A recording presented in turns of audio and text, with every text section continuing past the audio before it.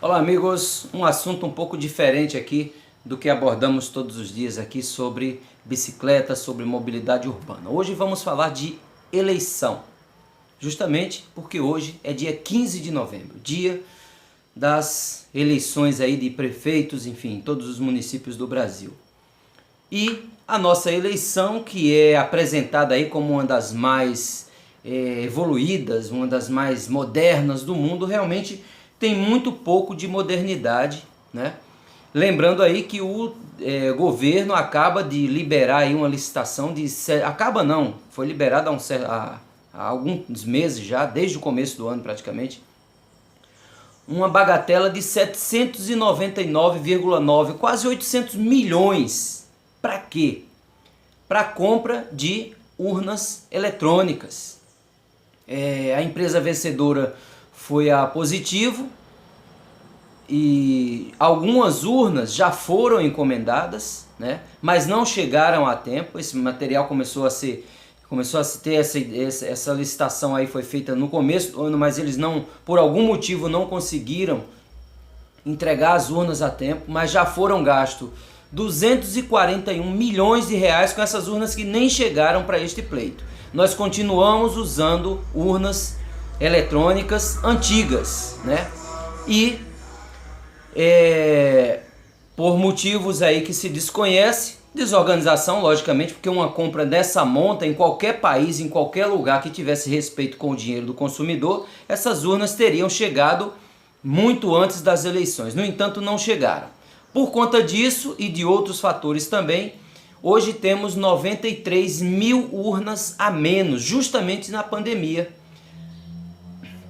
Essas 93 mil urnas a menos vão adicionar mais ou menos por sessão 50 pessoas a mais por cada sessão.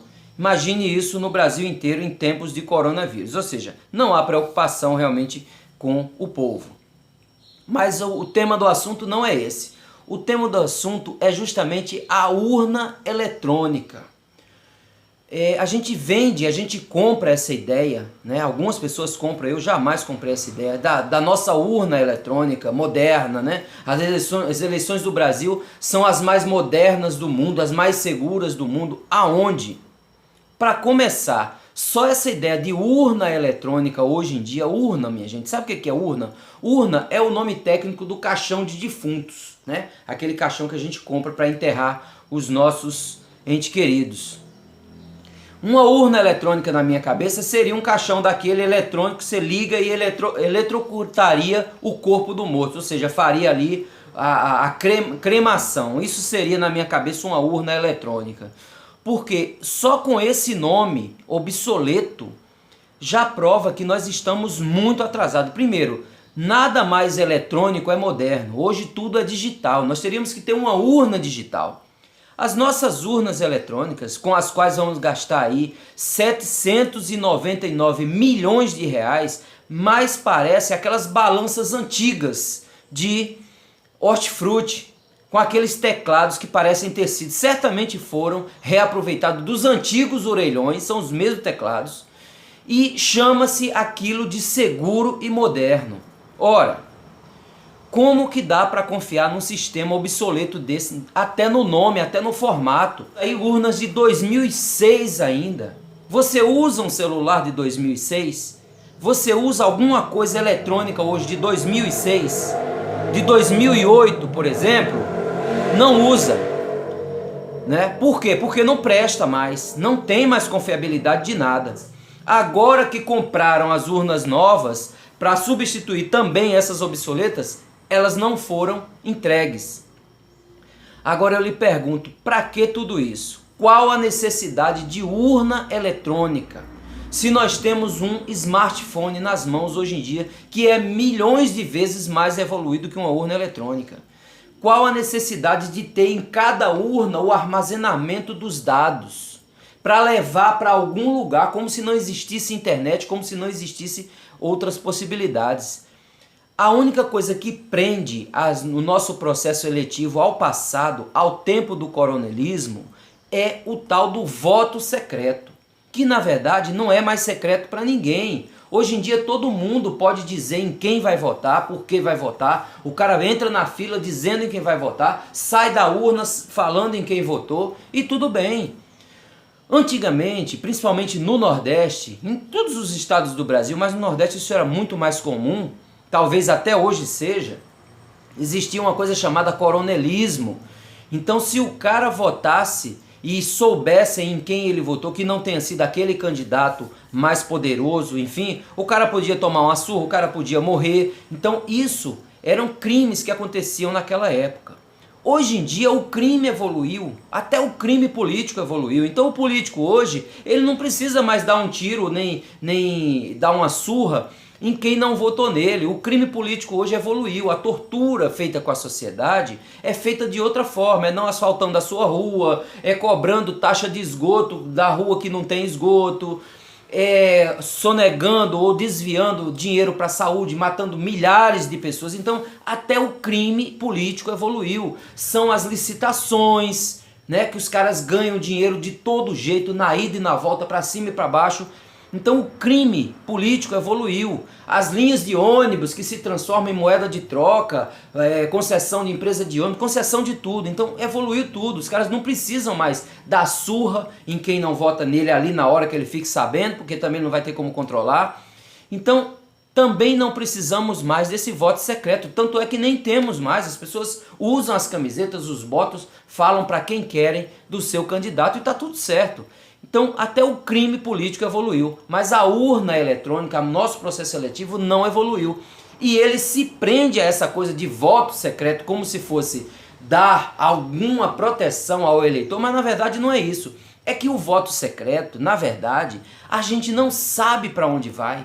Quando você vota ali que aparece a foto do seu candidato, a gente não sabe se está indo para ele de fato, não dá para confiar. Não dá para confiar. Primeiro, num sistema eletrônico obsoleto, não tem como confiar. Se até os bancos, se até a NASA tem desvio e tem invasão de hackers, imagine a urna eletrônica do Brasil, pelo amor de Deus, com teclado de telefone de orelhão e caixa de balança de supermercado, aquela caixa obsoleta que ela tem.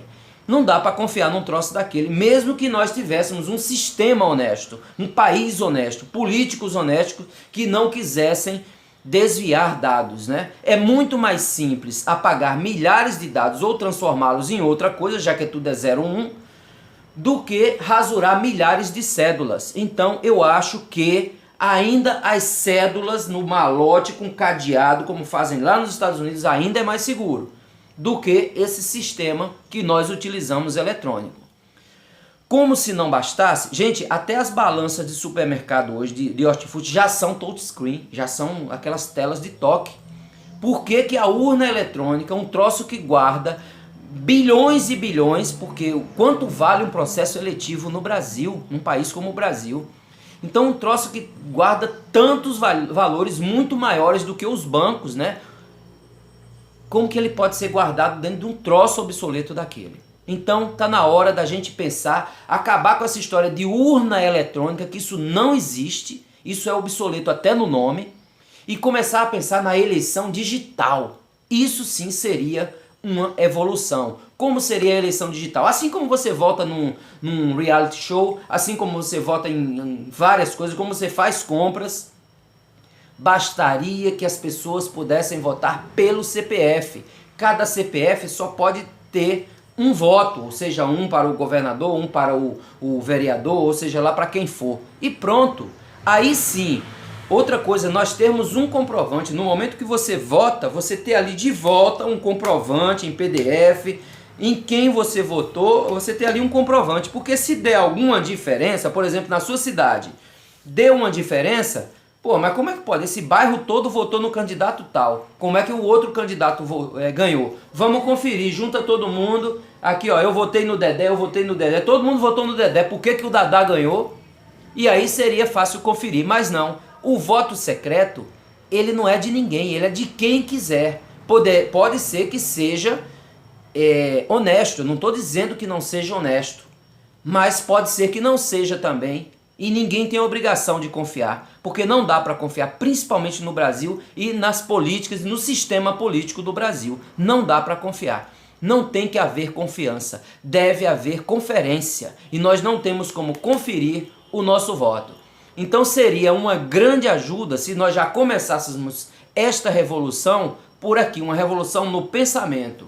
Como? Temos que mudar o sistema de votação no Brasil. Por que eu tenho que sair da minha casa para trabalhar de graça como mesário para um sistema que arrecada tantos bilhões do contribuinte? Aí como é que tira um contribuinte de casa no seu domingo para trabalhar de graça de mesário? Faz uma bagunça dessa na cidade, todo mundo na fila. Em tempos de pandemia, esqueceram a pandemia 1 mês ou 2 meses antes aí, para que todo mundo hoje pudesse estar contraindo os vírus e votando lá, quando este ano poderia ter sido instituído um sistema de votação pelo celular, através do seu CPF, que você pudesse ter um retorno aí de quem você votou. Aí sim nós teríamos uma eleição segura, uma eleição limpa e uma eleição democrática, que todo mundo realmente vai votar em quem quer, vai fazer um processo sem sofrimento, sem ter que sair. Daqui a pouco eu vou sair para votar, sair hoje no meu domingo para votar em quem eu nem quero que ganhe, tanto é que eu vou só justificar o meu voto, que graças a Deus eu nem voto aqui. Mas enfim, essas são as questões que precisamos colocar. Ninguém está sabendo dessa história de compra de quase R$1 bilhão em urnas eletrônicas, uma coisa totalmente desnecessária, se nós poderíamos votar pelo celular, dá para desenvolver, como que não dá? Que tecnologia é essa que não desenvolve um site que todo mundo possa votar e que seja seguro? Enfim, coisas a se pensar. Agora, não dá para engolir urna eletrônica como nada que seja um processo eletivo moderno nem seguro, nem tampouco esse sistema todo que nós temos aí no Brasil.